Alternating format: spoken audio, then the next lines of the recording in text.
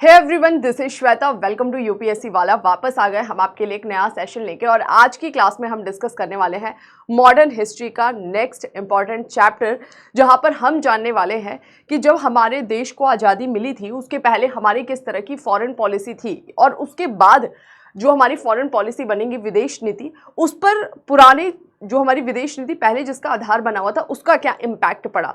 तो ये चैप्टर इसी के बारे में बताता है। बहुत छोटा सा चैप्टर है, स्टार्ट करते हैं। लेकिन उसके पहले आप जितने भी बच्चे यहाँ पर देख रहे हैं, ये हमारे प्लेटफॉर्म की तरफ से complete full length mock test launch किया गया है। काफ़ी सारे बच्चे ऑलरेडी ये टेस्ट दे रहे होंगे, तो आप लोग जाकर इन हमारे ऑफलाइन सेंटर्स पर फुल लेंथ मॉक टेस्ट को दे सकते हैं। अगर आप इन सेंटर्स के पास में नहीं है तो आप जाकर ऑनलाइन भी रजिस्टर करके टेस्ट दे सकते हैं। ऑनलाइन रजिस्टर के लिए डिस्क्रिप्शन बॉक्स में लिंक है, वहाँ जाइए, रजिस्ट्रेशन कर लीजिए, ठीक है। और ये डेट्स मेंशन है जिस दिन ये आपके एग्ज़ाम्स लिए जाने हैं, और एग्ज़ाम भी बहुत पास आ चुका है, तो आई होप आप लोग वैसे भी मॉक टेस्ट लगा रहे होंगे। प्रीवियस ईयर क्वेश्चन लगाइए, और ये क्वेश्चंस लगाते हुए बस आपको इतना ध्यान रखना है कि जितना ज़्यादा से ज़्यादा हो सके उसको एनालिसिस करना है। तो प्रीवियस ईयर क्वेश्चन का मतलब ये नहीं कि उन क्वेश्चन को रटना है, उन क्वेश्चन से अपने उन टॉपिक्स को प्रिपेयर करना। देखिएगा तब आपको लगेगा कि एक्चुअल में अब हमारी तैयारी हो रही है, ठीक है। चलिए स्टार्ट करते हैं सेशन को। क्या बोल रहे हैं यहाँ पे, राष्ट्रवादी विदेश नीति का विकास, ये चैप्टर का नाम है कि किस तरह से हमारी जो फॉरेन पॉलिसी है वो डेवलप हुई थी। इसमें जितने भी फैक्ट दिए हैं मेंस के लिए भी आप इन फैक्ट्स को यूज़ कर सकते हैं। बहुत ज़्यादा डिटेल में जाने की ज़रूरत नहीं है, क्योंकि ये थोड़ा सा चैप्टर जो है वो आईआर से कनेक्टेड है, और इसको आप आईआर में भी यूज़ कर सकते हैं। मतलब ना केवल हिस्ट्री बल्कि मेंस में आप आईआर के कंटेक्स्ट में भी इन फैक्ट्स को यूज़ कर सकते हैं, ठीक है। भारत की विदेश नीति की आधारभूत रूपरेखा 1947 से पहले ही निर्मित हो चुकी थी। तो राइटर यहाँ पर बताते हैं कि 1947 के पहले, यानी आज़ादी के पहले, हमारी जो फॉरेन पॉलिसी है वो मतलब एक आधार बन चुका था। आधार मतलब क्यों? क्योंकि ब्रिटिश भले इंडिया में रूल कर रहे हैं, लेकिन ऐसा तो नहीं था कि भारत दूसरे देशों से कटा हुआ, नहीं। इनफैक्ट भारत पर शासन ही कोई और देश कर रहा है। इसका मतलब तो सीधी सी बात है ना कि भारत पे क्लियरली ये शो कर रहा है कि विदेश कि किसी देश से जुड़ा हुआ है ना, मतलब ब्रिटेन से जुड़ा हुआ है। तो नो डाउट, क्योंकि ब्रिटेन का उपनिवेश है, तो विदेश में जो भी हो रहा होगा दूसरे देशों में, ब्रिटेन की वजह से उसका हम पर भी इम्पैक्ट पड़ेगा। तो हमारा एक अलग तरीके का विदेश नीति का आधार 1947 के पहले ही बन चुका था। उस विदेश नीति के आधार में ब्रिटिश शासन का तो रोल था ही, हमने भी अपने तरफ से कुछ भूमिका निभाई है। ऐसा नहीं है कि 1947 के पहले जो हमारी विदेश नीति है वो पूरी तरह से ब्रिटेन अपने हिसाब से ही चला रहा था। कई जगह पर हमने भी अपने लेवल पर फॉरेन पॉलिसी स्टैब्लिश करने की कोशिश किया, वो भी हम डिस्कस करेंगे। तो ये जो अभी स्टार्ट कर रहा है राइटर, 1947 के पहले वाली जर्नी बता रहा है, तो ये थोड़ा सा ध्यान रखना है। इसको थोड़ा सा डिवाइड करके चल रहा है कि 1947 से पहले क्या था, फिर 1947 के बाद क्या हमारी स्ट्रेटेजी रही, वो सब कुछ बताएगा, ठीक है। आज़ादी समय 51 अंतर्राष्ट्रीय संगठन, यानी कि आज़ादी मिलते समय 1947 में 51 अंतर्राष्ट्रीय संगठनों का भारत सदस्य था। 51 इंटरनेशनल जो ऑर्गेनाइजेशन थी, जैसे यूनाइटेड नेशन है और बहुत सारी ऑर्गेनाइजेशन का 1945 के आसपास कई ऑर्गेनाइजेशन बनी थी आफ्टर सेकेंड वर्ल्ड वॉर। तो भारत आज़ादी के पहले ही, अभी हमें आज़ादी नहीं मिली है, लेकिन आज़ादी के पहले ही भारत लगभग 51 अंतर्राष्ट्रीय संगठनों का सदस्य बन चुका था। इतना ही नहीं, मोर देन 600 जो ट्रीटीज थी उस पर हमने हस्ताक्षर किए थे। भारत ने 600 से ज़्यादा अलग अलग देशों के साथ जो संधियां हुई थी उस पर हस्ताक्षर किए। तो क्या हमारी ये विदेश नीति नहीं है? डेफिनेटली 51 अंतर्राष्ट्रीय संगठनों का सदस्य बनना और 600 से ज़्यादा संधियों पर हस्ताक्षर करना हमारी विदेश नीति तैयार। आधार तो इसने ही बना दिया कि किससे हमारा क्या संधि है, किससे हमारा क्या संधि है, 600 से ज़्यादा संधि, और यही हम आगे कंटिन्यू करेंगे ना। ऐसा तो नहीं है कि आज़ादी के बाद हम अलग से बोलेंगे कि नहीं अब हम जीरो से स्टार्ट करेंगे, सारी सदस्यता समाप्त, नहीं, वो तो नहीं होगा, वो साथ में चलता रहेगा। तो आधार हमारा पहले ही बन चुका है, आज़ादी के पहले ही, ओके। प्रथम विश्व युद्ध के वर्साई संधि पर हस्ताक्षर, आप सभी को पता है, जून 1919 वर्साई की संधि जो जर्मनी पर थोपी गई थी, तो फर्स्ट वर्ल्ड वॉर 1914 में स्टार्ट हुआ, 18 में ख़त्म होता है। उसके बाद से जर्मनी क्योंकि हार गया था प्रथम विश्व युद्ध में, तो जो ब्रिटेन और अन्य देश थे, ब्रिटेन है, फ्रांस है, इन लोगों ने मिलकर जो ट्रिटी थोपी थी जर्मनी पर, उसका नाम था ट्रिटी ऑफ वर्सली भी कहा जाता है। बेसिकली संधि के साथ ही जर्मनी का एक बहुत बड़ा हिस्सा उसके हाथ से निकल गया और जो जीते हुए देश थे उन्होंने उन राज्यों को आपस में बांट लिया। ओके, इतना ही नहीं, जर्मनी का अपने राज्यों से तो उसको अपना हाथ धोना ही पड़ा, अपनी सेना की संख्या कम करनी पड़ी, उस पर ऋण लगाया गया कि भैया तुमको जितना भी युद्ध में खर्चा हुआ युद्ध हर जाने के रूप में देना पड़ेगा, तो ये तुम पे हम एज अ कर्ज या ऋण रख दे रहे, तुमको इसको इंस्टॉलमेंट में पे करना पड़ेगा। तो ये बहुत ही अपमानजनक संधि थी ट्रिटी ऑफ वर्सली, और ये कहीं ना कहीं कारण बनती है सेकेंड वर्ल्ड वॉर का, जिसके बारे में आगे हम थोड़ा सा जिक्र करेंगे। ओके, तो प्रथम विश्व युद्ध का जो ट्रिटी ऑफ वर्साई है उसका हम हस्ताक्षर कर रहे हैं। अब देखो, ट्रिटी ऑफ वर्साई उसका संबंध किससे है? यूरोप में हो रहा है फर्स्ट वर्ल्ड वॉर, लेकिन उसमें हम हस्ताक्षर कर रहे हैं। क्यों? क्योंकि हम ब्रिटेन के उपनिवेश हैं और जर्मनी के विरुद्ध ब्रिटेन लड़ रहा था, तो जहां जहां ब्रिटेन जा रहा था हमें घसीट के ले जा रहा था। और इवन प्रथम विश्व युद्ध में तो खैर हमारा अप्रोच भी थोड़ा सा ब्रिटेन के फेवर में ही था। प्रथम विश्व युद्ध में हमने ब्रिटेन को सहायता दी थी। हम ये मानकर चल रहे थे कि विश्व युद्ध खत्म होने के बाद से, क्योंकि ब्रिटेन लोगों के अधिकारों के लिए जर्मनी से लड़ रहा है, तो डेफिनेटली हमें भी अपने अधिकार मिलेंगे, हमें भी इंडिपेंडेंस मिलेगी। लेकिन जैसे विश्व युद्ध खत्म हुआ, 1919 का मॉन्टेग चेम्सफोर्ड रिफॉर्म या फिर गवर्नमेंट ऑफ इंडिया एक्ट आया, तो हमें सारी पोल पट्टी खुलकर आ गई ब्रिटेन के हमारे सामने। ओके, आगे बढ़ते हैं 1920 तक। ये थोड़ा सा ध्यान रखना है, एक है संयुक्त राष्ट्र संघ, ये संयुक्त राष्ट्र संघ की बात नहीं कर रहा है, ठीक है, ये किसकी बात कर रहा है? राष्ट्र संघ की बात कर रहा है। तो 1920 तक राष्ट्र संघ के खत्म करके आगे हमें संयुक्त राष्ट्र संघ बनते हुए दिखाई देता है, क्योंकि ये जो राष्ट्र संघ है ये पहले भी बना था। प्रथम विश्व युद्ध के बाद राष्ट्र संघ का फॉर्मेशन हुआ था इस वजह से कि दोबारा ऐसा वॉर ना हो, लेकिन ऐसा नहीं हो पाया। सेकेंड वर्ल्ड वॉर हुआ 1939 में, जिसमें समझ में आया कि राष्ट्र संघ सक्सेसफुल नहीं था। उसके बाद से ज्यादा मजबूत ऑर्गेनाइजेशन सामने आया है, ठीक है। तो 1920 तक राष्ट्र संघ की भारत सदस्यता ले चुका था। अंतरराष्ट्रीय श्रम संगठन ILO, अंतरराष्ट्रीय न्यायालय, इन सब का संस्थापक सदस्य बन चुका था कौन? भारत। यानी कि जब ये इनका फॉर्मेशन हुआ था तो इनकी स्थापना के समय इनके संस्थापक सदस्य के रूप में भारत जो है इनसे जुड़ता है।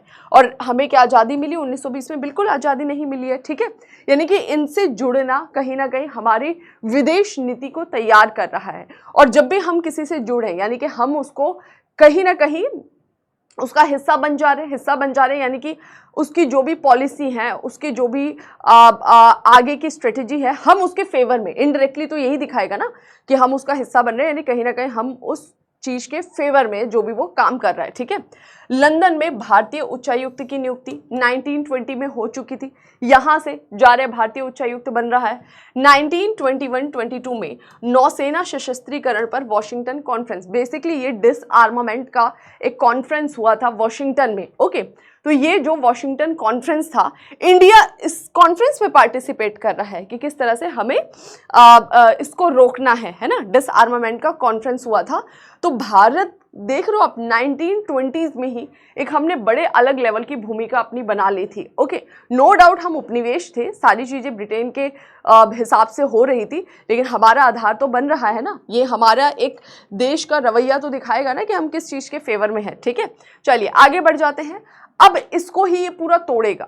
इसने 1947 तक का एक पूरा बैकग्राउंड बताया। अब बोल रहा है कि देखो ये इसको भी हम जब पढ़ रहे हैं तो छोटे छोटे पार्ट्स में डिवाइड कर लेते हैं कि ब्रिटिश रूल से 1947 तक की फॉरेन पॉलिसी में क्या क्या चेंजेस आए। जैसे सबसे पहले बात कर रही है 1880 से प्रथम विश्व युद्ध तक, या फिर इसको बोल सकते हैं 1880 से लेके 1914 तक, फर्स्ट वर्ल्ड वॉर 1914 तक क्या विदेश नीति रही थी भारत की, ठीक है। तो देखो 1914 तक हम देखते हैं, 1880 से प्रथम विश्व युद्ध तक जो हमारा इंडिया का पर्सनल अप्रोच रहा था वो क्या रहा था? साम्राज्यवाद विरोधी और एशिया समर्थक भावनाएं।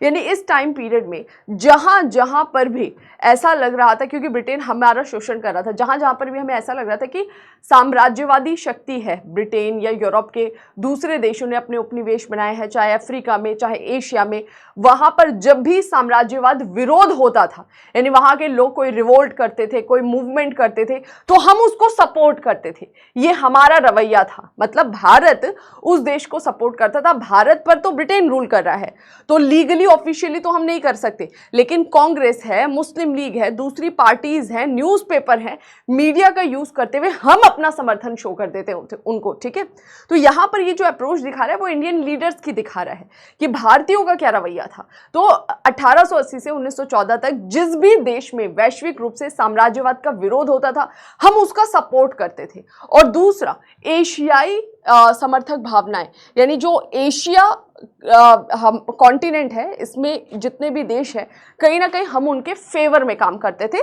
चाहे हम बात करें रशिया से हमारा अच्छा एक वो कनेक्शन स्टैब्लिश करने की कोशिश करते थे इंडियन लीडर्स जो थे, फ्रीडम फाइटर्स जो थे, या फिर हम बात कर सकते हैं चाइना है या साउथ ईस्ट एशिया, यहाँ पर जब भी ज़रूरत पड़ती थी हम इनको फेवर करने की कोशिश करते थे अपने तरीके से। ओके, तो यहाँ पर समर्थक भावनाओं के बारे में बता रहा है। राष्ट्रवादी द्वारा ब्रिटिश अभियान का विरोध, हमारे जो राष्ट्रवादी थे, नेशनलिस्ट थे, वो क्या कर रहे थे? ब्रिटिश अभियान का विरोध कर रहे थे। ब्रिटेन ने जितने भी ऐसे अभियान चलाए जो कि उसकी साम्राज्यवादी नीति के तहत थे कि कैसे इस क्षेत्र पर अपना अधिकार कर लेना है, कैसे इस देश को अपने में मिला लेना है, तो जो भी ब्रिटेन की इस तरह की नीतियां थी एशिया में, हमने उसका खुलकर विरोध किया। एशिया है, अफ्रीका है, यहाँ पर यही बता रहा है। द्वितीय अफगान युद्ध, जो दूसरा भारत अफगानिस्तान युद्ध हुआ था, ब्रिटेन ये अफगानिस्तान पे क्यों इतना ज़्यादा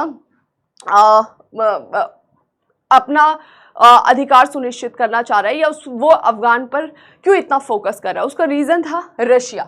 वो कहीं ना कहीं जानता था रशिया, और दूसरा फ्रांस है ना। तो फ्रांस में आपको पता है कि क्या बोलते हैं, नेपोलियन के बारे में सबने पढ़ाई है। तो कहीं ना कहीं ब्रिटेन को फ्रांसीसी से भी डर था, रशिया से भी डर था, यूएसएसआर से। तो वो अफगान को बफर जोन बनाकर रखना चाहता था, और इस वजह से वो अफगान में कोई अपना समर्थन करने वाले व्यक्ति को बिठाना चाह रहा था। वो अफगान का ही शासक हो, वहाँ का ही लोकल हो, लेकिन वो ब्रिटेन का समर्थक होना, ब्रिटिश का समर्थक होना चाहिए। और इसी क्रम में अफगानिस्तान में उसके द्वारा वॉर्स लड़े जाते हैं। प्रथम भारत अफगानिस्तान, द्वितीय ब्रिटिश अफगानिस्तान। ठीक है, तो ये जो द्वितीय अफगानिस्तान युद्ध हुआ था, अफगान युद्ध हुआ था, इंडियंस ने इसके अगेंस्ट बात किया। ठीक है, जो हमारे लीडर्स थे उन्होंने बोला ये गलत कर रहे हैं आप। ठीक है, हमने इसको समर्थन नहीं दिया। मिस्र के आंदोलन के दमन के लिए ब्रिटिश सेना का भेजा जाना। अब हो क्या रहा था, यहाँ अफ्रीका में पता लगता है कि यहाँ आंदोलन चल रहा है, और ब्रिटेन ने अपने खिलाफ होने वाले इस आंदोलन को दबाने के लिए भारत से सेना भेज रहे हैं। तो इसका हमने विरोध किया कि आपने वहाँ पर क्यों सेना भेजी। ठीक है, बर्मा का साम्राज्य में विलय, ये जो बर्मा है जिसको आज आप किस नाम से जानते हैं, म्यांमार के नाम से जानते हैं, ब्रिटेन ने जब इसको भारत का हिस्सा बनाया वॉर लड़कर, तो उसका भी हमने विरोध किया। ठीक है, रूस को रोकने के लिए उत्तर पश्चिम के अभियान लगातार, रशिया जो है उससे भारत को बचाने के लिए, अपने साम्राज्य को बचाने के लिए जो उत्तर पश्चिम में लगातार अभियान चला रही थी ब्रिटिश सरकार, हम उसका विरोध कर रहे थे।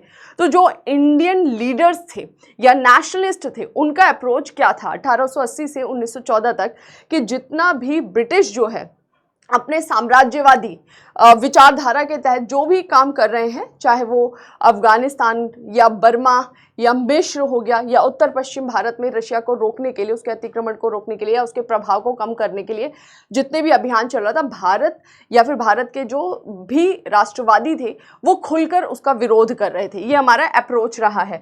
अतः कांग्रेस द्वारा शांति की नीति अपनाए जाने की वकालत, और शुरू से ही हमने ये दिखा दिया, भले ब्रिटेन हम पर रूल कर रहा है, लेकिन वैश्विक रूप से ये मैसेज जा रहा था कि हम इन चीज़ों के फेवर में नहीं है, क्योंकि हमारे लीडर्स लगातार इनका विरोध कर रहे थे।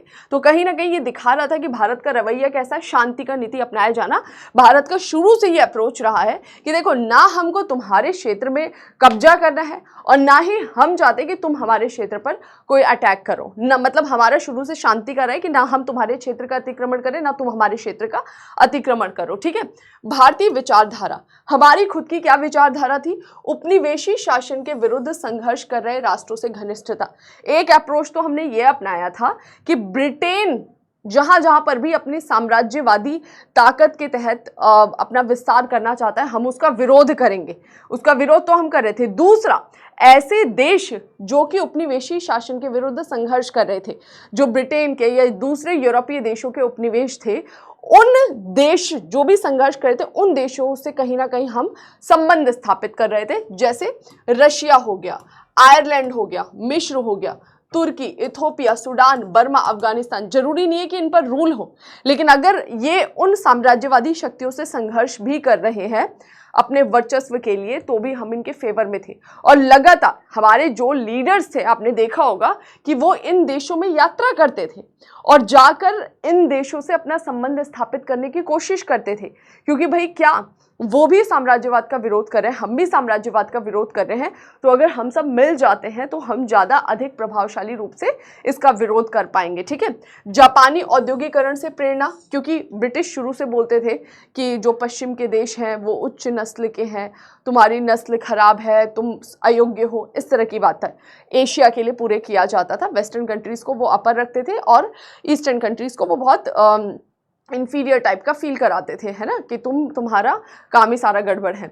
लेकिन जो जापान था, वहाँ औद्योगिकरण आया और विश्व की सबसे बड़ी अर्थव्यवस्थाओं में आज जापान शामिल है। तो जापान में जो औद्योगिकरण आया, वो एशिया का ही तो एक देश है ना, वो कहीं ना कहीं हमारे लिए एक प्रेरणा का काम कर रहा था। और यहाँ पर हमने कहीं ना कहीं ये समझ पाए हम कि वेस्टर्न कंट्रीज नहीं, पूर्वी देश भी औद्योगिकरण में आगे जा सकते हैं, जो जापान उसका एग्जाम्पल बना था। ठीक है। तो कहीं ना कहीं हमारी फॉरेन पॉलिसी में वो चीज़ें भी हमें समझ में आ रही थी कि भाई एशियन कंट्रीज जो है ये खुद इतने ज़्यादा कैपेबल हैं कि एक ये इस प्रकार की अर्थव्यवस्था में कन्वर्ट हो सकते हैं। चीन विभाजन के साम्राज्यवादी प्रयास की निंदा, जो चीन में विभाजन करने की कोशिश की थी, है ना, इन साम्राज्यवादी शक्तियों ने, उसको हमने क्रिटिसाइज किया था। 1895 में जापान में विभाजन की निंदा। ओके। बर्मा की स्वतंत्रता का हमने समर्थन किया था। तो लगातार ये जो भी एशियन कंट्रीज हमें दिखाई देती हैं, चाहे हम बात करें आपका कोरिया वाला रीजन हो गया, चाहे हम बात करें जापान वाला क्षेत्र हो गया, तो ये जो साम्राज्यवादी शक्तियां हैं, इन्हीं का प्रभाव था कि इन क्षेत्रों का विभाजन हो रहा है। कोरिया बंटने की कगार में, जापान जैसे भारत को भी बांटा। ये जहां जहां से साम्राज्यवादी शक्तियां निकली है ना, सूडान, उत्तरी दक्षिणी, जहां जहां पर भी इनका रूल था, जहां से भी निकली है, इन्होंने वहां पर बंटवारा ही किया है, कुछ ना कुछ डिस्प्यूट छोड़कर ही गए। और आज तक वो सारे देश जो इन साम्राज्यवादी शक्तियों के उपनिवेश थे, आज तक वो लड़ रहे हैं, क्योंकि उनका सीमा विवाद आज भी सुलझ नहीं पाया है। ठीक है। तो यहाँ पर ये जो भी कर रहे थे ब्रिटिश साम्राज्यवादी शक्तियाँ, चाहे चीन का विभाजन, जापान विभाजन, या इन सब को हम क्रिटिसाइज कर रहे थे। और जहाँ पर ये राज्य इंडिपेंडेंट होने की कोशिश कर रहे थे, हम उन राज्यों को, उन देशों को समर्थन दे रहे थे। तो हमारा अप्रोच शुरू से ही क्लियर था। और अगर इतने को ही पढ़ लेंगे तो समझ में आ जाएगा कि भारत की विदेश नीति किस पर आधारित थी। ब्रिटेन की छोड़ो, ब्रिटेन जो हम पर रूल कर रहा, ऑफिशियली कर रहा, वो छोड़िए, एक्चुअल में इंडियंस क्या बोल रहे हैं, है ना। तो शुरू से ही हमारा अप्रोच क्या रहा है वो यहाँ तक रिफ्लेक्ट हो गया। प्रथम विश्व युद्ध का अब हम डिस्कस कर लेते हैं। 1914 के पहले हमारा दो ही अप्रोच था, साम्राज्यवादी शक्तियों के विस्तार का विरोध करना, दूसरा ऐसे देश जो कि इन साम्राज्यवादी शक्तियों का विरोध कर रहे हैं उनका समर्थन करना। इन दो अप्रोच के साथ हम काम कर रहे थे। 1914 का क्या था, प्रथम विश्व युद्ध में राष्ट्रवादियों ने ब्रिटेन को समर्थन दिया, क्योंकि प्रथम विश्व युद्ध ब्रिटेन जर्मनी के खिलाफ लड़ रहा था, जो फांसीवादी नाजीवादी शक्तियां थी। तो कहीं ना कहीं हमें लगा कि नहीं, फांसीवाद नाजीवाद तो गलत है, तो हमें इसका समर्थन नहीं करना है, लेकिन ब्रिटेन को हमें फेवर करना चाहिए, क्योंकि हमें लगा कि ब्रिटेन जब यूरोप में लोगों के अधिकारों की बात कर रहा है, ह्यूमन राइट्स की बात कर रहा है, तो डेफिनेटली कल को विश्व युद्ध खत्म होगा तो ये हमें भी इस तरह के अधिकार देगा और हम इससे मांगेंगे अपने अधिकार। तो हमें बहुत उम्मीदें थी प्रथम विश्व युद्ध में, हमने खुल के सपोर्ट दिया था ब्रिटेन को, लेकिन इसका उल्टा ही हुआ। तो प्रथम विश्व युद्ध में राष्ट्रवादियों ने ब्रिटेन का समर्थन किया ताकि भारत में भी वह लोकतांत्रिक सिद्धांतों को लागू करे, जो वो ब्रिटेन में, जो वो यूरोप में लड़ रहा है जिनके लिए, उनको भारत में भी लागू करेगा, लेकिन ऐसा था नहीं। ठीक है। इसके बाद 1920 में भारतीयों को पश्चिम में लड़ने से और चीन के दमन हेतु सेना में शामिल होने से कांग्रेस द्वारा मना किया। अब वर्ल्ड वॉर खत्म हुआ 1918 में, ट्रीटी ऑफ वर्साई, सब कुछ हम देख चुके। उसके बाद से हमें क्या मिला? हमें मिला 1919 का government of India act, Bharat सरकार अधिनियम, जो पूरा लीपापोती किया हुआ था। हमें समझ में आ गया कि नहीं, ये ब्रिटेन केवल यूरोप में ही लोकतांत्रिक हित की बात कर रहे हैं, भारत में या एशिया में ये केवल हमें एक्सप्लॉइट कर रहे हैं, यहाँ पर ये अपने आप को मजबूत ही रखना चाहते हैं। और जब हमें समझ में आ गया तो हमने डिसाइड कर लिया था 1920 में ही कांग्रेस ने कि भाई जो भी पश्चिम में इस तरह के वॉर्स होंगे, आगे से भारतीय उसको सपोर्ट नहीं करेंगे जिस तरह से इस बार हमने सपोर्ट किया, क्योंकि हमारा इन युद्धों से कोई लेना देना नहीं है। हम ना विरोध करेंगे ना उसका सपोर्ट करेंगे, ये हमने क्लियरली बोल दिया। इवन चीन में जब साम्राज्यवादी शक्तियों के खिलाफ विद्रोह हो रहा था तो ब्रिटिश इंडियन आर्मी भेजी जाती थी, भाई यहां से भेजी जाती थी सरकार के द्वारा। भारतीयों को वर्ल्ड वॉर फर्स्ट में भी भेजा गया था और वहां पे सैकड़ों की संख्या में, हजारों की संख्या में भारतीय सैनिकों ने बलि दे दी अपनी। क्यों भाई? वो क्यों बलिदान चढ़े? भाई एक आप भले बोल रहे हो कि हम अच्छे के लिए लड़े, लेकिन आप वही काम तो हमारे साथ कर रहे हो, गलत कर रहे हो आप। और यहाँ पर भी यही था कि चीन में भी जब दमन के लिए भेजा गया तो इसका भारतीयों ने खुलकर विरोध किया कि नहीं, हम ना तो पश्चिम में जाएंगे आपके ये वॉर्स वगैरह में, और आप अगर किसी ऐसा देश जो कि अपने राइट्स के लिए लड़ा और उसका दमन करने के लिए अगर आप भारतीय सेना का प्रयोग कर रहे हो तो हम वहां पर भी नहीं जाएंगे। यानी सेना ही मना कर देगी कि हम नहीं जाएंगे, एक तरह से विरोध दिखाना। ठीक है, 1920 और 1930 के दशक में समाजवादियों के साथ समीकरण, इसी समय हमें एक नई विचारधारा सामने आते हुए दिखाई देती है, समाजवादी पूंजीवादी अर्थव्यवस्था, जो हमें पश्चिम देशों में दिखाई देता है, जहां पे पूरा बाजार जो है डिमांड और सप्लाई पे काम करता है ना, कितना मांग है कितनी पूर्ति है, और वो बस इसी के तहत अपने क्षेत्र विस्तार में लगातार लगा हुआ था, ज़्यादा से ज़्यादा लाभ कमाना और उद्योगों को लगाना, पूंजीपतियों को दिन पे दिन ऊंचा बनते जाना। लेकिन एक नई विचारधारा इस समय सामने आई थी रशिया में, यूएसएसआर में, जिसको बोले थे समाजवादी विचारधारा। इवन हम बोलेंगे कि साउथ ईस्ट एशिया हो गया, चाइना हो गया, काफ़ी सारे ऐसे देश थे जहाँ पर समाजवादी विचारधारा का प्रभाव पड़ा। भारत भी इससे अछूता ना रहा। ठीक है, तो ये जो 1920 से 1930 का समय था, हम किधर की तरफ झुकेंगे? समाजवादी शक्तियों की तरफ झुकेंगे। और हम पर जो रूल कर रहे थे वो कौन थे? पूंजीवादी शक्तियां थे। इवन जो प्रथम विश्व युद्ध भी हुआ था वो पूंजीवादी शक्तियों के बीच में ही हितों का टकराव था। अब यहाँ पर देखते क्या होता है। नेहरू 1927 में ब्रुसेल्स यूरोप के सम्मेलन में शामिल हुए, जहां पर ये एल्बर्ट आइंस्टीन, सन यात सेन, रोलैंड रोमा, जॉर्ज लेंसबरी, इन सब के साथ में अध्यक्ष के रूप में चुने गए थे। और ये सब किसकी बात कर रहे थे? समाजवाद की बात कर रहे थे, सोशलिज्म की बात कर रहे थे, जहां पर सारी शक्तियां सरकार के पास होती हैं, अमीर गरीब के बीच की दूरी कम की जाती है और लोगों को समानता के अधिकार दिए जाते हैं। ठीक है, सभी को एक जैसी शिक्षा देना, सबको एक जैसे नौकरी का अधिकार मिलना, सबको एक बराबर लगभग आय के स्रोत उपलब्ध कराना, ये होता है समाजवाद की भावना। ठीक है, कांग्रेस ने विश्व साम्राज्यवादी विरोधी आंदोलन से संपर्क करने के लिए विदेशी विभाग की भी स्थापना की। इंडिपेंडेंटली कांग्रेस अपना एक फॉरेन डिपार्टमेंट बना रहा है, और इस फॉरेन डिपार्टमेंट को बनाकर जो दूसरे विश्व के देश है जो कि साम्राज्यवादी शक्तियों का विरोध कर रहे हैं, उनसे ये कनेक्ट कर रहा है कि भाई हम अकेले से अच्छा है कि उन शक्तियों का भी कहीं ना कहीं सहारा ले। ठीक है, और कहीं ज़्यादातर जो समाजवादी देश थे ना, वो ब्रिटेन के अगेंस्ट ही थे, और वो ब्रिटेन के अगेंस्ट वैसे भी होंगे क्योंकि ब्रिटेन की विचारधारा क्या थी? पूंजीवादी विचारधारा।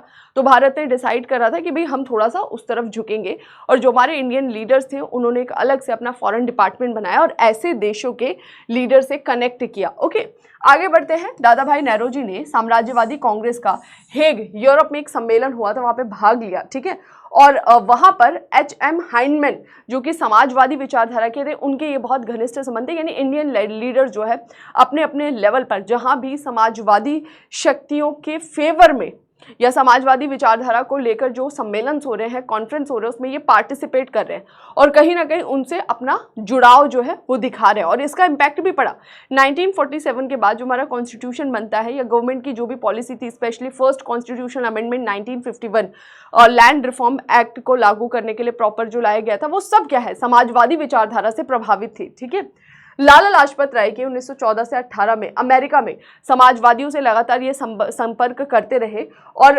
गांधी जी का भी टॉलस्टॉय, रोलैंड रोमन से घनिष्ठ संबंध थे। ये सब कौन है? ये सब समाजवादी विचारधारा वाले लोग हैं, और इनसे लगातार भारतीय जो हैं नेता वो संबंध बनाए हुए हैं। तो यहाँ पर हमें एक चीज़ दिखाई दी 1920 से 1930 की बीच में कि भारत के जो राष्ट्रवादी थे इनका झुकाव समाजवाद की तरफ हुआ। दो रीजन थे, पहला हम पर जो रूल कर रहे थे वो पूंजीवादी शक्तियां थी, दूसरा समाजवादी शक्तियां किसकी बात कर रही थी, समानता की बात कर रही थी। और भारत भी एक ऐसा कहीं ना कहीं नेचर में देश था जो लोगों के अधिकार समानता इनकी बात करता था। तो हमारे दो रीजन थे जिसकी वजह से हम समाजवाद की तरफ अग्रसर होने की ओर जाते हैं। ठीक है, आगे बढ़ते हैं। 1936 के पश्चात फांसीवादी विरोधी रवैया, तो 1920 के 30 के बीच में क्या हुआ वो हमने देखा। 30 के बाद हम देखते हैं कुछ ऐसा माहौल बनता है कि द्वितीय विश्व युद्ध का प्रारंभ होने की स्थिति आती है। फाइनली सितंबर 1939 में सेकेंड वर्ल्ड वॉर स्टार्ट हो गया। तो यहाँ पर उसके बाद हमारा क्या रवैया था 1936 के बाद से, तो राइटर बोल रहे हैं कि साम्राज्यवाद और फांसीवाद दोनों ही पूंजीवाद के अंग थे। साम्राज्यवाद कौन, ब्रिटेन, फांसीवाद कौन, जर्मनी। और जो द्वितीय विश्व युद्ध हुआ है वो किसके बीच में होता है, 1939 में सेकेंड वर्ल्ड वॉर स्टार्ट हुआ। तो इसमें हमें दो ग्रुप्स दिखाई देते हैं ना, एक तरफ हमें कौन दिखाई देता है, तो एक गुट में हमें दिखता है ब्रिटेन हो गया, ब्रिटेन का साथ दे रहा था फ्रांस, बाद में रशिया भी इसका पार्ट बनता है, यूएस, और बाद में रशिया भी इसका पार्ट बनता है जिसे यूएसएसआर बोल रहे थे उस समय, संयुक्त संघ बोल रहे थे। ये क्या बोलते हैं, यूएसएसआर है ना, रशिया उसका एक बड़ा स्टेट है जो सेपरेट होता है बाद में, वो तो बात की बात है। खैर इधर आ जाते हैं। दूसरा ग्रुप इसका क्या था जिससे इसका वॉर चलता है 1939 वाला सेकेंड वर्ल्ड वॉर, तो वहाँ पर हमें जर्मनी दिखाई दे रहा है। जर्मनी को सपोर्ट कर रहा था इटली और एशिया का एक देश जिसका नाम था जापान। ठीक है, अब ये थोड़ा सा ध्यान रखिएगा, इसको अगर हम हटा दें तो बाकी सारे क्या है, पूंजीवादी देश ही है। ठीक है, तो प्रथम विश्व युद्ध किसके बीच में हो रहा था, पूंजीवादी देश, सॉरी साम्राज्यवादी देश है ना, ये साम्राज्यवादी शक्तियां या पूंजीवादी शक्तियां थी।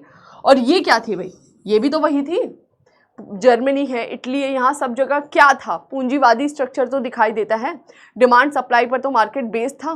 तो ये सारे के सारे जो भी जिनके बीच में वर्ल्ड वॉर हो रहा था ऑलमोस्ट सब क्या थे, पूंजीवादी और साम्राज्यवादी शक्तियां। रशिया तो बहुत लास्ट में आके इसमें शामिल होता है।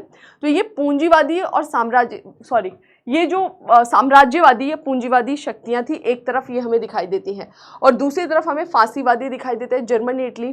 तो हमारा ये कहना था कि देखो जो साम्राज्यवादी शक्तियां हैं ये भी क्या कर रही हैं, दूसरे देशों पे कब्जा करके उसको अपना उपनिवेश बनाकर और उसको अपने हित में यूज़ करना। ठीक है, तो ये भी तो वही काम कर रही है। फांसीवादी शक्तियों का थोड़ा सा रवैया और कठोर है, ये अपने नस्लवाद, फांसीवाद की भावना से ग्रसित हैं और ये लोगों को उसी क्रम में जो भी लग रहा है ऐसे लोग जो कि उनके नस्ल के नहीं हैं या फिर उनकी विचारधारा के नहीं है, उन लोगों की हत्या कर देना, नरसंहार करना, ये सब हमें इनके तरफ से दिखाई देता है। और ये भी क्या कर रहे हैं, क्षेत्र विस्तार ही कर रहे हैं, यूरोप में क्षेत्र विस्तार कर रहे हैं। तो ये चाहे फांसीवादी हो चाहे साम्राज्यवादी है तो दोनों ही अपने एंड पे गलत। तो द्वितीय विश्व युद्ध में हमने अपना अप्रोच चेंज कर लिया, जो हमारा प्रथम विश्व युद्ध था हमने इनको सपोर्ट कर दिया था। इस बार हमें लगा नहीं, जो ये साम्राज्यवादी शक्तियाँ हैं ये भी वही काम कर रही है दूसरे देश के साथ, यूरोप में नहीं कर रही, बाहर कर रही है, तो भाई हम इनको भी क्यों सपोर्ट करें, हम इनको तो नहीं करेंगे सपोर्ट लेकिन इनको भी क्यों करें इस बार सपोर्ट। तो यही था कि द्वितीय विश्व युद्ध में हमने दोनों को ही सपोर्ट ना करने का निर्णय लिया। राष्ट्रवादियों द्वारा इथोपिया, स्पेन, चेकोस्लोवाकिया, चीन को फांसीवाद के विरुद्ध समर्थन दिया गया। ये जो शक्तियां फांसीवाद का विरोध कर रही थी हमने इनको सपोर्ट किया, फांसीवाद का जो विरोध कर रही थी हमने उनको भी सपोर्ट किया और साम्राज्यवादी जो शक्तियां थी हमने उनका विरोध किया। ठीक है, 1939 का त्रिपुरी सेशन हुआ था, सुभाष चंद्र बोस इसके अध्यक्ष बनते हैं। यहाँ पर थोड़ा सा अध्यक्ष को लेकर आगे डिस्प्यूट भी दिखाई देता है। तो ये जो त्रिपुरी सेशन हुआ था इसमें कांग्रेस ने ब्रिटिश फांसीवादी समर्थन से खुद को अलग बताया कि ना तो हम ब्रिटेन के सपोर्ट में है ना ही फांसीवादी शक्तियों के सपोर्ट में, हम दोनों से ही अलग है। जापान की चीन पर आक्रमण की निंदा की, क्योंकि जापान किसके साइड था भाई, जापान द्वितीय विश्व युद्ध में जर्मनी के साइड था। तो जापान ने किस पर अटैक किया, हम देखते हैं यहाँ चीन पर अटैक करता है ना। तो लगातार जहाँ जहाँ पर भी देखो, सिंपल सी बात समझना, भारत पे किसका शासन है, ब्रिटेन का शासन है ना। जापान द्वितीय विश्व युद्ध में ब्रिटेन के खिलाफ लड़ रहा है ना। इधर आ जाइए, बर्मा म्यांमार वाला जो रीजन है इसमें किसका शासन है? ब्रिटेन का। जापान किसके विरुद्ध लड़ रहा है? ब्रिटेन के विरुद्ध। तो जहां जहां पर ब्रिटेन ने अपना कब्जा किया है, जापान तो वहीं पर अटैक करेगा ना, और ब्रिटिश सेना को हराएगा। एशिया में ही लड़ रहा है ना वो, तो वहां से तो उठकर आएगा नहीं, तो वहीं पर वो ब्रिटिश कब्जा किए हुए क्षेत्रों को वन बाय वन ऑक्यूपाई करने की कोशिश करेगा। लेकिन हम उसके भी अगेंस्ट है, क्योंकि जापान क्या कर रहा है? फासीवादी शक्तियों का समर्थन दे रहा था। तो यहाँ पर यही था कि जापान के चीन पर आक्रमण की हमने बहुत ही निंदा की। अटल के नेतृत्व में चीन में चिकित्सा मिशन भेजा गया, स्पेशली कि भाई जाइए, हमारा एक पूरा मिशन जाता है जिसके तहत कुछ जो स्वास्थ्य कर्मी हैं वो जाते हैं, जाकर वहाँ पर लोगों को स्वास्थ्य संबंधी सुविधा प्रोवाइड कराते हैं। फिलिस्तीनी मुद्दे पर, फिलिस्तीन पर जो इजराइल का अटैक था, और ये जो मुद्दा चलता है इसमें हमने फिलिस्तीनियों को सपोर्ट किया, भारत का रवैया था, यहूदियों को सपोर्ट किया। इवन हमारा कहना था कि इस मुद्दे पे वेस्टर्न कंट्रीज क्यों घुस रही हैं। भारत का रवैया ये था कि ये जो मुद्दा है फिलिस्तीन और जो अरब के दूसरे नेशंस हैं उनको आपस में बैठकर सुलझाना चाहिए, ना कि दूसरे देशों को इसमें घुसना चाहिए। तो हमारा उन जो आपका अरब कंट्रीज है वहाँ पर विदेश नीति की अगर हम बात करें तो हमारा रवैया कुछ ऐसा था कि वहाँ पर भी हम लोगों के हित की बात कर रहे थे। फिलिस्तीन में जैसे हम देख रहे थे यहूदियों के साथ किस तरह से बुरा बर्ताव हो रहा था, हमने उसका निंदा किया। और दूसरा, हमें लगा था कि ये मैटर इंटरनली उनको रिजॉल्व करना चाहिए, ना कि दूसरे देशों को हस्तक्षेप करना चाहिए, ब्रिटेन या दूसरे पूंजीवादी देशों को। ठीक है, स्वतंत्रता के उपरांत तो 1947 के पहले का क्या अप्रोच था, आई होप सभी के समझ में आ गया होगा। तो 1947 के पहले साम्राज्यवाद का विरोध करने वालों को हम सपोर्ट कर रहे थे, हम खुद साम्राज्यवाद का विरोध कर रहे थे, और जो भी फासीवादी शक्तियां थी, पूंजीवादी शक्तियां थी, हमारा इनके खिलाफ ही रवैया था। थोड़ा सा हमारा झुकाव समाजवाद की तरफ होता है। ठीक है, तो इसको भी इसने 3 पार्ट्स में डिवाइड किया। पहला डिवाइड किया इसने 1880 से लेके 1914 तक। दूसरा इसका पार्ट हमें दिखाई देता है 1914 से लेके 1918 तक, या ट्रिटी ऑफ वर्साई 1919 ही आप मान लो। तीसरा हमें दिखाई देता है 1920 से 1930 तक, जो हमारा समाजवाद की तरफ झुकाव दिखाई देता है। चौथा 1936 से लेके 1947 तक, यानी सेकेंड वर्ल्ड वॉर के टाइम की बात कर रहा है। ठीक है, अब आ जाते हैं आफ्टर इंडिपेंडेंस हमारा क्या अप्रोच रहा है। स्वतंत्रता पश्चात शीत युद्ध की स्थिति बनी लगभग 40 साल तक। 1947 से लेके आप देखते हो 1980-90 तक शीत युद्ध कोल्ड वॉर की बात कर रहा है। कोल्ड वॉर किसके बीच में हो रहा है? वर्ल्ड लेवल पर देशों के बीच में, खुलकर नहीं हो रहा है। लेकिन हमें 2 ग्रुप्स दिखाई दे रहे हैं। 2 ग्रुप्स कौन कौन से थे, 2 गुट कौन कौन से थे? एक जो वेस्टर्न कंट्रीज थी जहां पर हमें पूंजीवादी शक्तियां, पूंजीवादी विचारधारा दिखाई देती हैं। दूसरी तरफ ये जो हमें यूएसएसआर दिखाई देता है, यहाँ पर कौन सी विचारधारा थी? समाजवादी विचारधारा थी। और जब बहुत सारे उपनिवेश इस समय आज़ाद होते हैं 1940s के बाद से, 1947 1950 में, तो वो उपनिवेश जितने भी इंडिपेंडेंट हो रहे थे उनके सामने क्वेश्चन क्या आ रहा था कि तुम कौन से गुट में हो, तुम इस वाले गुट में हो या तुम इस वाले गुट में हो। और इनके बीच में कोल्ड वॉर हो रहा है, इंटरनली मनमुटाव है, लेकिन खुल के सामने शस्त्र के साथ, आर्म्स के साथ विद्रोह नहीं हो रहा है। तो ये शीत युद्ध की स्थिति लगातार इन 2 गुटों में बनी हुई थी। अब विश्वव्यापी गुटबंदी से दूर रहते हुए भारत के सामने क्वेश्चन ये था कि तुम किसका हिस्सा हो, इसका हिस्सा हो या इसका हिस्सा हो। भारत ने बहुत सोचा विचारा और उसको ये समझ आया कि प्रथम विश्व युद्ध क्यों हुआ था? गुटबाजी के लिए, कि 2 लोग लड़ रहे थे, 2 लोग लड़ते लड़ते किसी तीसरे के पास गए, इसने बोला देखो भैया ये लड़ाई लड़ रहा है, वो आ गया इसके सपोर्ट में, इसने बोला देखो ये मेरे साथ लड़ रहा है, वो आ गया इसके सपोर्ट में, और ग्रुप्स बन गए और यही गुट आपस में भिड़े और प्रथम विश्व युद्ध हुआ। इसी तरीके से सेकेंड वर्ल्ड वॉर हुआ। तो भारत जानता था कि ये गुटबंदी का हमें साथ नहीं देना है, अदरवाइज दोबारा इस तरह की स्थिति आ सकती है। और इस समय भारत बहुत सारे ऐसे उपनिवेश जो उसी समय आजाद हुए थे उनको लीड करने लगा, नेतृत्व प्रदान करने लगा। कैसे आपने नाम के बारे में सुना होगा, ठीक है, कि ना तो भारत इस गुट में रहा, ना तो भारत उस गुट में रहा। भारत स्वतंत्र अपनी विचारधारा के साथ सामने आएगा। ठीक है, तो इन वैश्विक गुटबंदी से दूर रहते हुए स्वतंत्र विदेश नीति, जिसे बोलते हैं हम गुट निरपेक्षता की नीति, भारत ने इसको अपनाई। गुट निरपेक्ष मतलब ना हम इसके प्रति हैं ना हम इसके प्रति हैं, हम ना पूंजीवाद ना समाजवाद। अगर आप इंडिया का स्ट्रक्चर देखो इंडिपेंडेंस के बाद, तो हमने क्या कर रखा था? हमने सार्वजनिक और निजी दोनों को अपनाया था। ना तो हम पूरी तरह से पूंजीवाद के फेवर में थे, ना उसके फेवर में थे। 1991 के पहले, एलपीजी रिफॉर्म के पहले हमारा ज़्यादा झुकाव समाजवाद की ओर था। 1991 के बाद से समाजवाद तो है ही है, लेकिन उसके बाद भी हमारा जो झुकाव है थोड़ा सा मार्केट की तरफ हो गया। तो हम दोनों के मिश्रण से एक मिश्रित अर्थव्यवस्था के रूप में सामने आए। दोनों विचारधारा में से किसी एक को हमने नहीं अपनाया और अपनी एक स्वतंत्र विचारधारा के साथ अपनी विदेश नीति का निर्माण किया। और फिर बहुत सारे समय जो आज़ाद हुए देश थे उन्होंने हमारे इसी नीति का अनुकरण किया और भारत उनको लीड करने लगा और बोला गया तीसरे विश्व के देश हमें यहाँ पर निकलते हुए दिखाई दे रहे हैं। नेहरू, पंडित जवाहरलाल नेहरू बहुत प्रभावशाली नेता के रूप में इस समय उभर कर आते हैं वैश्विक मंच पर। और विदेश नीति जो भारत में हमें दिखाई देती है आज़ादी के बाद, उसमें इनका बहुत प्रभाव होगा, क्योंकि पंडित जवाहरलाल नेहरू खुद समाजवाद के समर्थक थे। तो भले हम गुटनिरपेक्ष थे, लेकिन फिर भी हमारा झुकाव थोड़ा सा समाजवाद की ओर था। और उनका जो सोच था ना, पंडित जवाहरलाल नेहरू, तो वो सोच पूरी तरह से हमारी इनिशियल जो फॉरेन पॉलिसी थी उसमें रिफ्लेक्ट होगा। चाहे हमारी कुछ गलती है, चाहे हमारी कुछ सही चीज़ें हुई हैं आज़ादी के बाद फॉरेन पॉलिसी के कंटेक्स्ट में, उन सब में सबसे बड़ा रोल किस व्यक्ति का था? नेहरू का था। ठीक है, तो नेहरू बहुत प्रभावशाली नेता के रूप में उभरे। विदेश नीति की नींव इनके द्वारा ही रखी गई। इन्होंने 3 महत्वपूर्ण पहलुओं पर काम करा फॉरेन पॉलिसी के कंटेक्स्ट में। पहला, गुटनिरपेक्ष था। इन्होंने बोला ना इस फेवर में ना इस फेवर में, हम गुट निरपेक्ष रहेंगे। दूसरा, पंचशील, सबको पता होगा चाइना के साथ 1954 में ये बोल रहे थे कि भैया मित्र बनकर रहते हैं, और पंचशील सिद्धांत पर सिग्नेचर होता है जिसमें इन्होंने बोला कि चाइना के साथ में बाकायदा कि भैया हम लोग अटैक नहीं करेंगे, पहले ये नहीं करेंगे, वो नहीं करेंगे, बहुत सारी चीज़ें जो थी नेबर कंट्रीज़ के लिए लेकर आते हैं। तो बेसिकली वो जो पंचशील सिद्धांत था वो नेहरू को लग रहा था कि भाई ये हम सारे नेबर कंट्रीज़ के बीच में बहुत ही मित्रता लाएगा, लेकिन ऐसा कुछ नहीं हुआ। जब चाइना ने अटैक किया था इंडिया पे तो सारी पोल पट्टी खुल के सामने आ गई थी कि ऐसा कुछ भी नहीं है, ये सारी जो पॉलिसीज़ हैं ये फेल हो गई हैं कहीं ना कहीं। आप जितना एक चीज़ को परफेक्टली इमेजिन कर रहे थे वैसे एग्जिस्ट नहीं कर रही हैं चीज़ें। ठीक है, कॉमनवेल्थ नेशन से इन्होंने संबंध रखा। तो नेहरू का 3 अप्रोच था फॉरेन पॉलिसी को लेकर। पहला, गुटनिरपेक्ष रहना। दूसरा, पंचशील के जो सिद्धांत थे उस पर इन्होंने काम किया, वही कि पहले अटैक नहीं करेंगे, ये वो जो भी चीज़ें थी। तीसरा, कॉमनवेल्थ जो नेशंस का जो ग्रुप था उससे इन्होंने संबंध रखा। मेंबरशिप ली थी 1949 मई में। हमारा कॉन्स्टिट्यूशन अभी बना नहीं था, इंडिया कॉमनवेल्थ नेशंस का मेंबर बन जाता है। कॉमनवेल्थ ग्रुप जो है, विदेश नीति के उद्देश्य, ये जो फॉरेन पॉलिसी इंडिपेंडेंस के बाद अपनाई जा रही थी कि गुट निरपेक्ष रहेंगे, पंचशील के सिद्धांतों पर काम करेंगे नेबर कंट्रीज से, और कॉमनवेल्थ ग्रुप के मेंबर्स रहेंगे।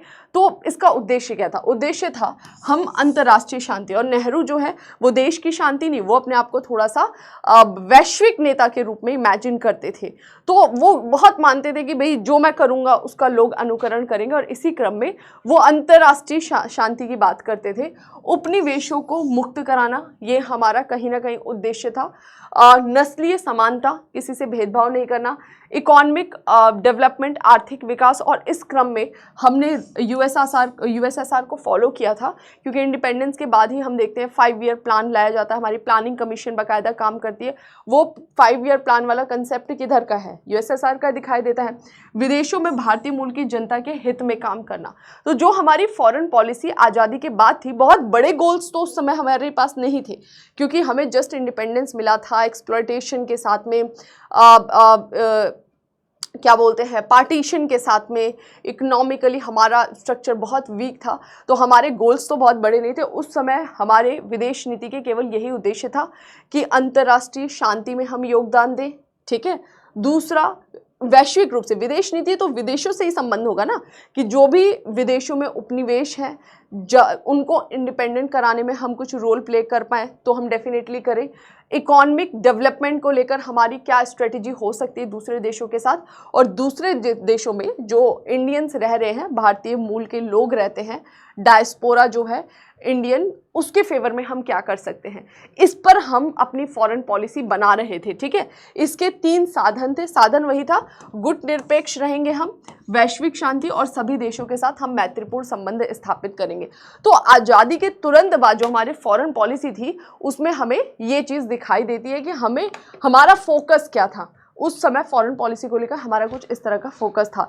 तो आई होप आप ये समझ पाए होंगे, थोड़ा सा ओवरव्यू देने की कोशिश कर रहा है कि हमारा विदेश नीति का आधार कैसे बना था।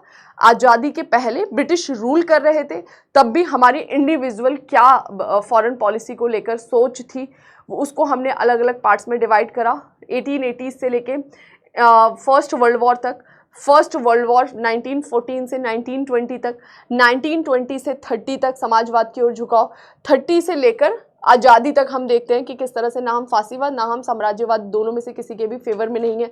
और फिर लास्ट में हम चले गए आफ्टर इंडिपेंडेंस। तो आफ्टर इंडिपेंडेंस हमारा क्या था? वैश्विक शांति, मैत्रीपूर्ण संबंध, जिसके लिए हम पंचशील सिद्धांत की बात कर रहे हैं, इंडियन डायस्पोरा की फेवर में हम बात कर रहे हैं, और अपना खुद का इकोनॉमिक डेवलपमेंट कैसे हो सकता है, इस पर हम काम कर रहे हैं। ठीक है, तो ये था हमारा आज का सेशन। आई होप आपको सेशन इन्फॉर्मेटिव लगा होगा।